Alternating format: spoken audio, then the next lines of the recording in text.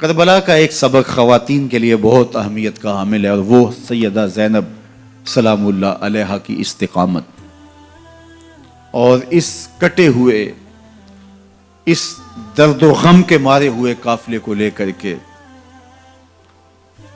کوفہ سے قادسی اور وہاں سے دمشق اور وہاں سے شہر حبیب تک پہنچنا اور ان کی ڈھارس بنانا، اس کو تسکین دینا، یہ کتنا مشکل مرحلہ تھا۔ خواتین کا کردار اسلام میں، دین میں، عظیم لوگوں کی پرورش میں، ان کی نشأت میں بہت اہم رہا ہے۔ آپ حضرت موسیٰ علیہ السلام کی کہانی پڑھ سکتے ہیں تو پہلے تذکرہ ان کی ماں کا آتا ہے۔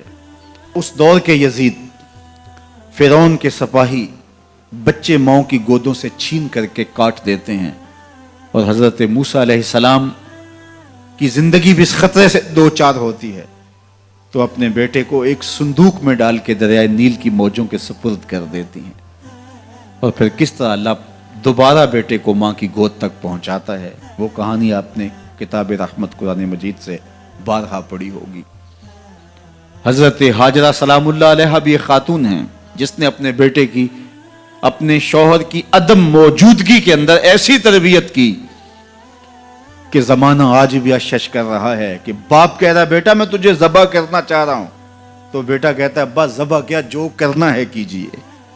اقبال کہتا ہے یہ فیضان نظر تھا یا کہ مکتب کی کرامت تھی، سکھائے کس نے اسماعیل کو آداب فرزندی۔ وہ ماں تھی جس نے بتایا باپ کیا ہوتا ہے۔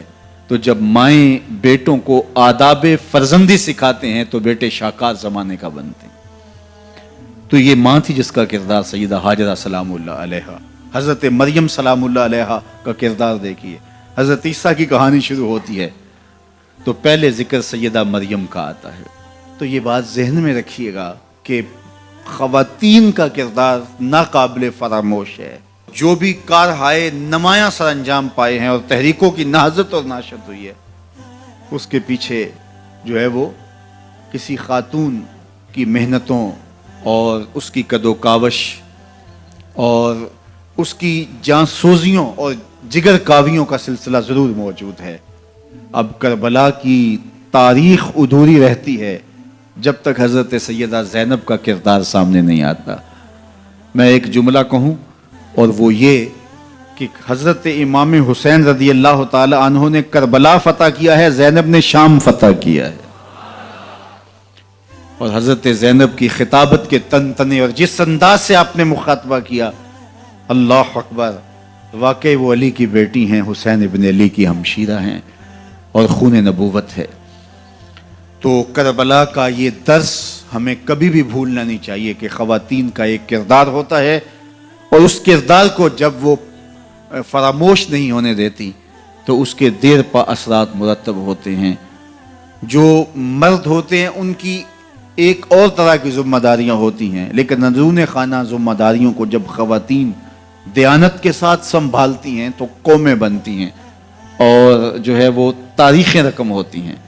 تو حضرت زینب سلام اللہ علیہا کا کردار ایک عصمت شیار ماحول اور تقدس مآب معاشرت کی تشکیل کا سبب اور ذریعہ ہے، اور آپ کربلا سے لے کر مدینے تک کس طرح سے اس قافلے کی رہنمائی کرتی ہیں۔